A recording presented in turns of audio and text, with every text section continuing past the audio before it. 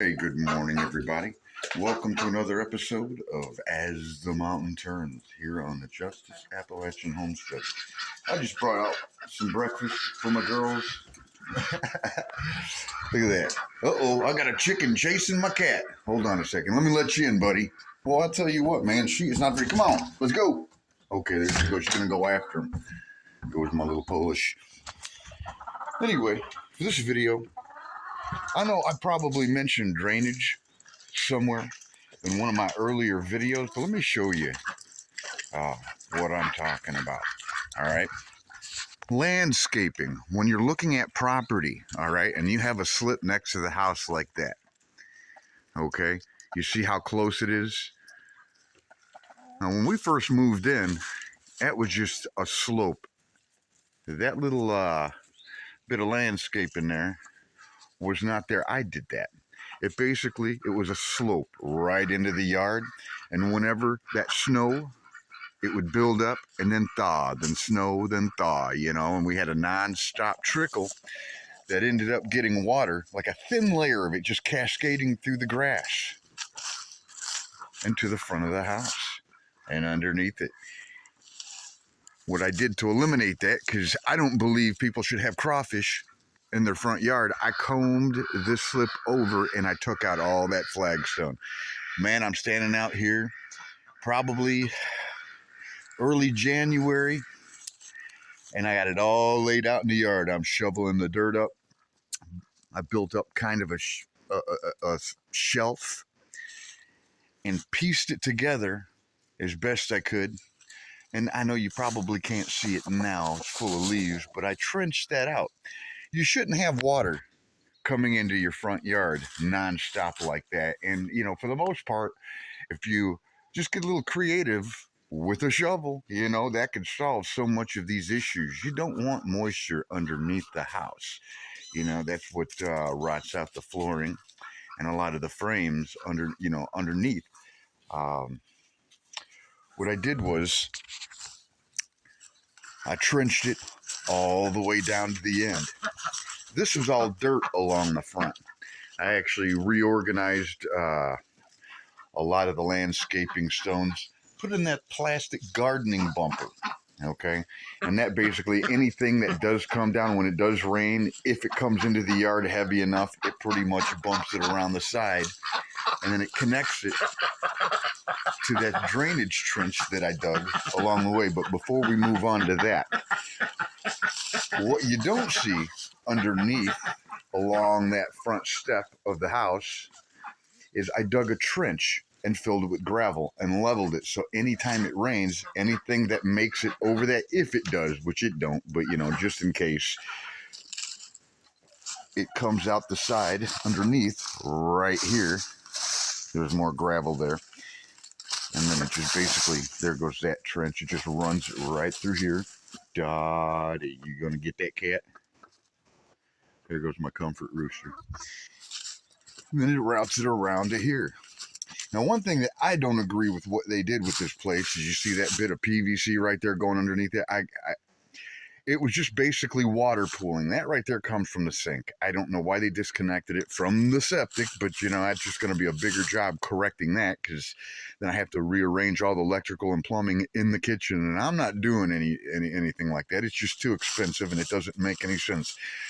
What I did was, once I realized what we had here, now it's just to keep my chickens out of it, because they just had the water pooling here, and then the mud turns black, then it gets all stagnant, then you get skeeters. So I went ahead and dug that trench out. I laid in some gravel along the way. A lot of it seems to just continually wash away, so I still got to figure out what I'm going to do with that, but it still routes it away all the way to the back by the stream. So even anything that comes down from there, all you have to do is watch where the water's coming from and where it collects. Now, we had that heavy rain, the flood, I should call it, back in June, July, and you see that stream, how narrow it is right there? It used to be like that all the way up, but look how wide it gets. You see that? I came out here by hand and I dropped the bed about 1.5 feet and I widened it by like 3 or 4 foot. I had all that extra sand and dirt and clay. I just went ahead and just raised the bank another 1.5 feet on the side here. So it's a lot higher now. This is a low part of the yard, and what you can't see underneath there is I actually have some of that plastic drainage tubing going underneath it, so the water goes through it underneath that mound and into the stream. Now, what I did by doing that was actually interesting because I changed the ecosystem. I had crawfish, and I had those little tiny minnows, which you gotta call them if you're in Kentucky. I dried the stream up, man. It was so wide, it was just like a gravel walkway. And my ducks came out here one day and said, "What the heck, man?" So what I had to do was build that little retaining wall. I know it keeps crumbling. I'm not an architect, so I don't know. I'll figure out a way to keep that from crumbling through. But as you can see, it still does a pretty decent job, and there are some pretty deep, low spots in there. See, they love it.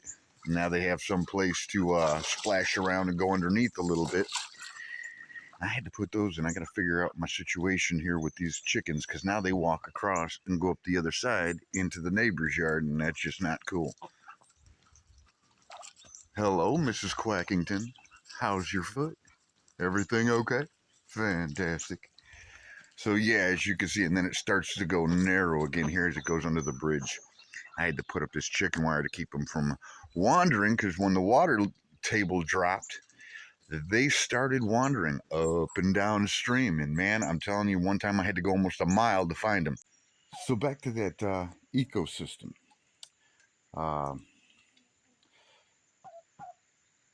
By eliminating any future potential for flooding, by widening the stream and dropping the bed, then backing it up in controlled sections so my ducks have somewhere to float and splash around, we get a lot more minnows. We get a lot of crawfish now. We get more frogs, more turtles, and we attract cranes now. They're beautiful birds if you ever just stood and watched them. And I had a baby out here. I've never seen a baby one before. I didn't know what it was until it took off. That was kind of neat. So I just kind of leave them alone. They say they keep coming back. I created a food source. That's pretty cool, huh? So I got more birds, I guess. And these I don't have to feed. The stream does it for me. Fantastic. Yeah, you just have to be proactive when buying property in remote areas, man. Don't wait till you're underwater or take any kind of water damage that could have been avoided if you just paid attention. These videos, I just put up, FYI, for those of you thinking about leaving the cities. You're tired of the crowds, the traffic. I completely understand. Come out of her, my people. Just sharing a few of the challenges that come along with, living in remote areas. I mean, yeah, you left the traffic, you left the crowds, but, with this type of move comes its own set of challenges. So hopefully I'm able to help you out so you're better prepared for when you come down here. These floods, especially the one this year, they said was the worst one in 100 years. But the problem was they said that last year. So anyway, that about does it for this video. Man, I appreciate all my new subscribers and I appreciate your support. It really helps when you click that like and subscribe button. My content is going to get better. I have a lot of road to cover here, and it gets expensive. There's things here that you need to see, and hopefully you stick around for a little while. So that about does it for this video. Until next time, Stay out of trouble. Keep your head on a swivel, and we'll holler at you later. Bye bye.